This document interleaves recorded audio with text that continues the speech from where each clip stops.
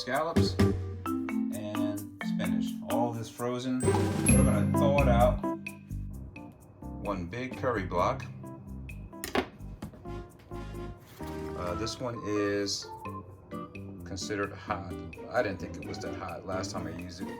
So here you have your curry block chopped, so that way it dissolves in the hot water and food mixture easier. I'm gonna add about 2 tablespoons of olive oil. Get it nice and coated. Alright, so I'm gonna go ahead and drop my seafood in here.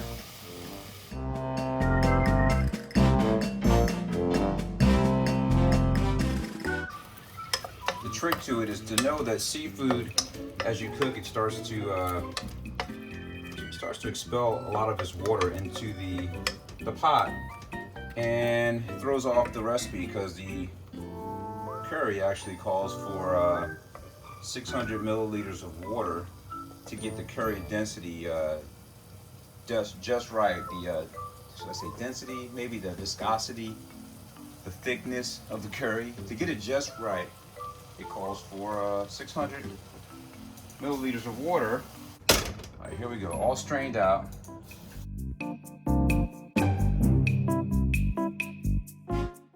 You're gonna bring this to a boil. This is why you don't want to stir fry your seafood too long. Let's go ahead and drop the temperature down.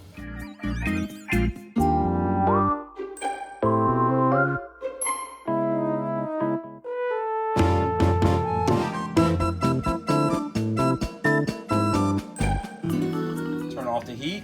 And then we're going to mix in our curry. You want to stir this for 5 minutes with no heat. Get it nice and mixed. Look for any lumps, look for any pieces of curry base.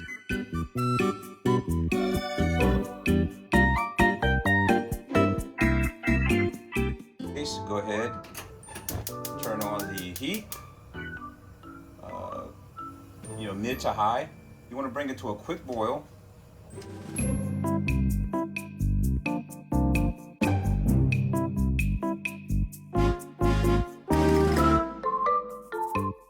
Once it starts boiling, turn the heat down to a simmer, a low to mid, and you want to just stir this for 5 minutes on a medium-low heat.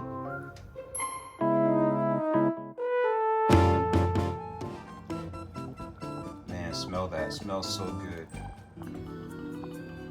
All right, you got your shrimp and spinach there, and then you got your scallops. It's all coated by curry, mixed in with some spinach. Let's finish this off with a little bit of fukujinsuke, which is pickled. Damn, what is it? Is it pickled ginger? I like a lot of this stuff. I think it's pickled ginger actually.